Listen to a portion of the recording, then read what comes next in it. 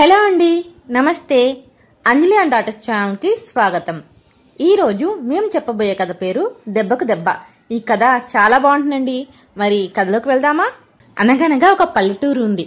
ఆ ఊరిలో వీరయ్య అనే రైతు కూలీ ఉండేవాడు. ఒక సంవత్సరం సరిగా వర్షాలు పడక వీరయ్యకు పనులేమీ దొరకలేదు. వీరయ్య పట్టణం వెళ్లి ఏదైనా కూలీ పని చేసుకుని డబ్బులు సంపాదించాలి అని అనుకున్నాడు. ఆ తర్వాత రోజు వీరయ్య పట్టణం బయలుదేరాడు.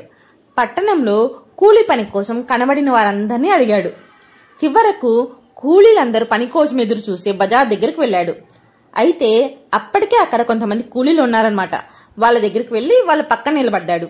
అప్పుడే అక్కడికి పొట్టిగా దిట్టంగా ఉన్న ఒక వ్యక్తి వచ్చాడు. అతడు చావుకారు భద్రయ్య. భద్రయ్య మహా పిసినారి. పిల్లికి కూడా భిక్షం పెట్టాడు. అతడు పింగాణి సామాను కొని వాటిని ఒక పెట్టెలో పెట్టాడు. ఆ పెట్టె చాలా బరువుగా ఉంది. దానిని మోసుకెళ్ళడానికి ఒక కూలీ అవసరమయ్యాడు. అయితే భద్రయ్యకు కూలీ డబ్బులు ఇవ్వాలి అంటే మనసు ఒప్పలేదు. ఏదో ఒకలాగా మోసం చేసి కూలీవాడి చేత ఉచితంగా పెట్టె మోయించాలి అని అనుకున్నాడు.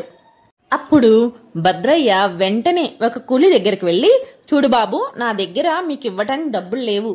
నా పెట్టెను మోస్తే మీకు కూలీగా సలహాలు మాత్రమే ఇవ్వగలను. కాబట్టి నువ్వు నాతో వచ్చి నా పెట్టెను మోస్తావా అని అడిగాడు. అప్పుడు ఆ కూలీ ఇలా అన్నాడు, చూడండి, నాకు సలహాలు అవసరం లేదు, డబ్బులు కావాలి అని చెప్పి వెళ్ళిపోయాడు. ఆ తర్వాత భద్రయ్య వేరే కూలీ దగ్గరికి వెళ్లి అదే విధంగా చెప్పాడు. అప్పుడు ఆ కూలీ ఇలా అన్నాడు, అయ్యా, ఆ పనికి మాలిన సలహాలు నాకెందుకండి, మీరే ఉంచుకోండి అని అన్నాడు. అప్పుడు భద్రయ్య ఇలా అన్నాడు, చూడు, అసలు నీకు అర్థం కావటం లేదు. నా సలహాలు డబ్బు కంటే చాలా విలువైనవి.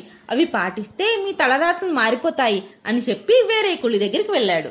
అయితే ఆ కూలీ కూడా, నాకు సలహాలు అవసరం లేదు, కావాలంటే ₹1 తక్కువ చేసుకోండి, కానీ నాకు మాత్రం డబ్బులు కావాలి అని అన్నాడు.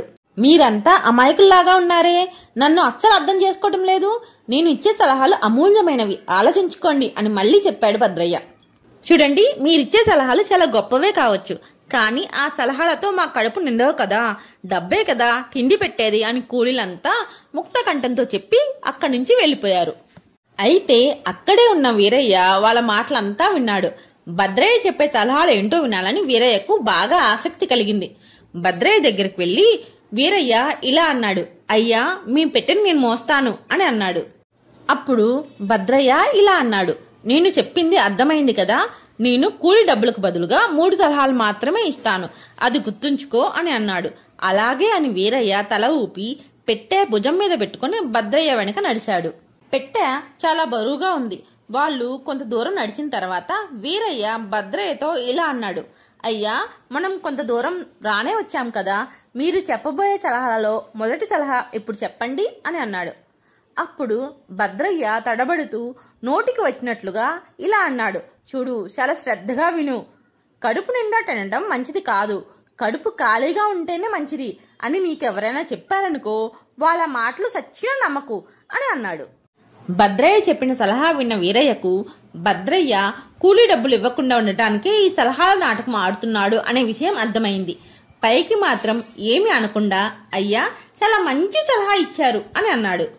ఇంకొంచెం దూరం వెళ్ళాక, అయ్యా, నాకు చాలా ఉత్సాహంగా ఉంది మీ రెండో సలహా వినటానికి అని అన్నాడు.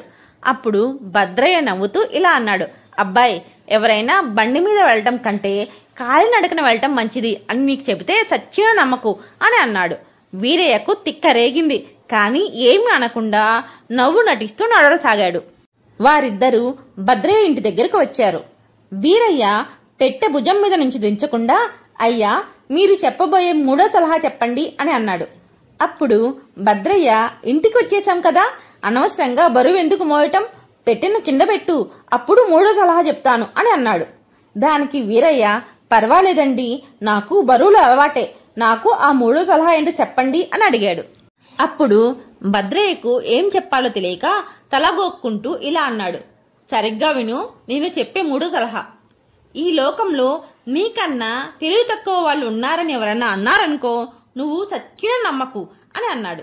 దానికి వీరయ్య ఇలా అన్నాడు, అయ్యా, చాలా అద్భుతమైన సలహా చెప్పారు అని వ్యంగ్యంగా నవ్వాడు వీరయ్య. అప్పుడు భద్రయ్య, నేను నీకు ముందే చెప్పినట్లుగానే 3 సలహాలు ఇచ్చేశాను, నా కూలీ నీకు ఇచ్చినట్లే. ఇక ఆ పెట్టెను కింద పెట్టి నువ్వు వెళ్ళు అని అన్నాడు. వెంటనే వీరయ్య నవ్వుతూ తన భుజం మీద ఉన్న పెట్టెను ఢబేల్మని కింద పడేశాడు. పెట్టె కింద పడిపోవటం వలన దాని మూత ఊడిపోయి పెట్టెలో ఉన్న పింగాణి సామాన్లన్నీ కింద పడి పగిలిపోయాయి. అది చూసిన భద్రయ్యకి మతిపోయింది. బాగా కోపంతో నీ పని చెబుతాను ఉండు, నిన్ను నిన్ను అని పెద్దగా అరుస్తూ వీరయ్యను కొట్టబోయాడు భద్రయ్య. అప్పుడు వీరయ్య నవ్వుతూ, నేను కూడా మీకు ఓ సలహా ఇస్తాను. మీ పెట్టెలో ఉన్న పింగాణి వస్తువులు పగిలిపోయాయని ఎవరైనా అన్నారనుకోండి, మీరు చచ్చినా నమ్మొద్దు అని అంటూ నవ్వుతూ అక్కడి నుంచి వెళ్ళిపోయాడు. తను తీసుకున్న గోతిలో తానే పడ్డాడని ఎంతగానో బాధపడ్డాడు భద్రయ్య. ఆ తర్వాత మళ్ళీ ఎప్పుడు పనికిమాలిన సలహాలు ఇవ్వలేదు భద్రయ్య. కథ అయిపోయిందండి. కథ ఎలా ఉందండి?